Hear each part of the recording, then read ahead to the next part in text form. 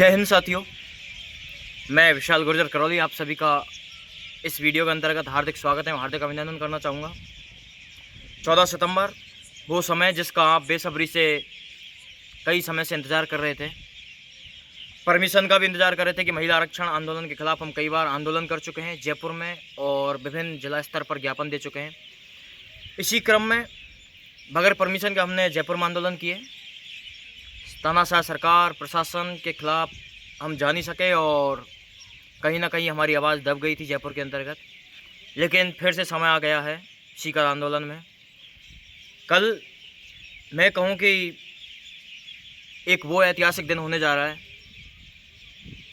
जो लंबे अरसे तक याद रखा जाएगा। सरकार की गलत नीतियों के खिलाफ सभी युवा साथी मैदान में हैं, सड़कों पर हैं। आप सभी, मैं कहूँ कि ज़्यादा से ज़्यादा संख्या में आप सभी को पहुँचना है।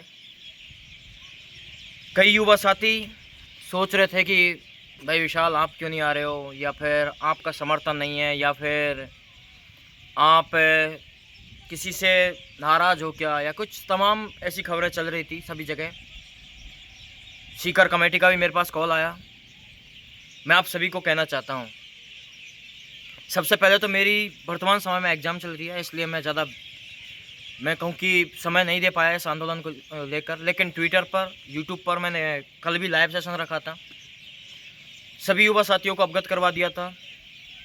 जहाँ कहीं भी अपने हक की बात हो, सभी को मैं कहूँ कि बगैर किसी के इजाज़त के, परमिशन के, निमंत्रण के कहीं भी चला जाना चाहिए, क्योंकि जब हमारे हकों की बात होती है तो उसमें आगे बढ़कर साथ देना ज़रूरी होता है।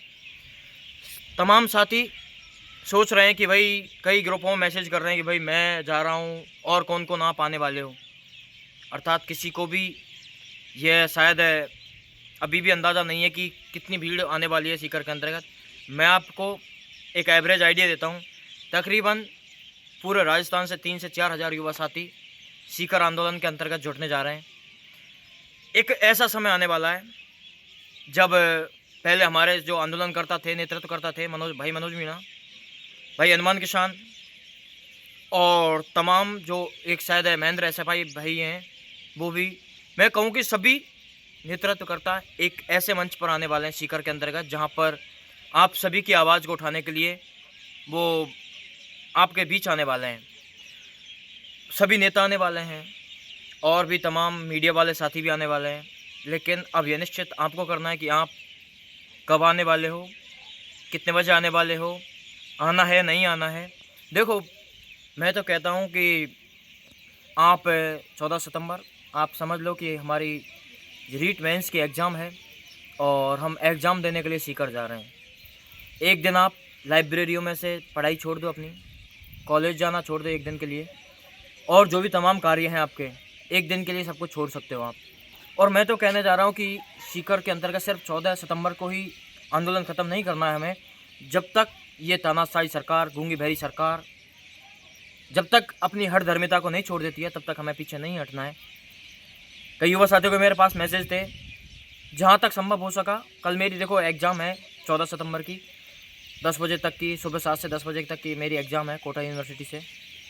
तो जहाँ तक हुआ मैं बहुत जल्द मेरी एग्ज़ाम ख़त्म करके और सीकर के लिए रवाना हो जाऊँगा। हालाँकि मुझे टाइम 3-4-5 का ऐसा समय शायद है मुझे पहुंचने में लगेगा। मैं चाह रहा था कि मैं 15 सितंबर को पहुंचूं, लेकिन कई युवा साथी परेशान थे, उम्मीद लगाए बैठे थे कि विशाल भाई आएंगे। जी हाँ, मैं सीकर आंदोलन में ज़रूर आऊँगा। अब समय और यातायात व्यवस्थाओं के ऊपर डिपेंड होता है कि मैं कितने बजे आके पहुँचूँ। आप सभी अपनी अपनी स्थिति सुनिश्चित कर लें, चाहे कल बारिश आए, तूफ़ान आए, आंधी आए, कुछ भी आए। कल आप सभी को ज़्यादा से ज़्यादा संख्या में पहुंचना है। जब हम नेताओं की रैली में ज़बरदस्त अपना जोश दिखा देते हैं, तो जब अपने हक़ की बात है, अपने हक़ की लड़ाई है, इसमें किसका इंतज़ार करना है आपको। तो आप सभी से मेरा हाथ जोड़कर निवेदन है, ज़्यादा से ज़्यादा संख्या में सीकर आंदोलन के बीच आप सभी पधारोगे। तमाम नेतृत्वकर्ता, मीडिया और सभी, मैं कहूँ कि युवा शक्ति सभी सीकर के अंतर्गत पहुंच रही है। हमें पुरजोर तरीके से महिला आरक्षण जो 50% सरकार ने किया है, बगैर किसी मांग के, बगैर किसी आधार के, उसको वापस करवाने के लिए हमें सीकर पहुंचना है। सीकर सुबह 10 बजे। मैं कहूं कि सीकर के अंतर्गत नवलगढ़ रोड सीकर में कोचिंग जो कलाम कोचिंग है उसके जस्ट सामने हमारा शक्ति प्रदर्शन होने जा रहा है। इस शक्ति प्रदर्शन से सरकार के भी आंखें खुलेंगी, क्योंकि शायद 18 तारीख को कैबिनेट मीटिंग है, 18 सितंबर को। उससे पहले आंदोलन करना भी ज़रूरी था। और हमारी अब तक जहां जिन जिलों में संघर्ष समिति बन चुकी है उन सभी से अपील करना चाहता हूं, आप सभी सीकर आंदोलन के अंतर्गत हमारा आदेश मानिए या हमारा निवेदन मानिए, आप ज़रूर पधारोगे और निश्चित करोगे कि कम से कम 5 से 10 साथी, एक जो हमारे जिला स्तर पर कमेटी है एक सदस्य कम से कम 5 से 10 साथियों को लेके आएगा। आप सबकी जिम्मेदारी है। सीकर आंदोलन में सभी को पहुंचना है। तमाम युवा साथी अब तक के जो चुप थे, अब तक कहीं भी आंदोलन में नहीं पहुंच पाए, उन सभी से मेरा निवेदन है अपनी स्थिति निश्चित कर लें। कल आंदोलन में आप सभी को हर हाल में पहुंचना है।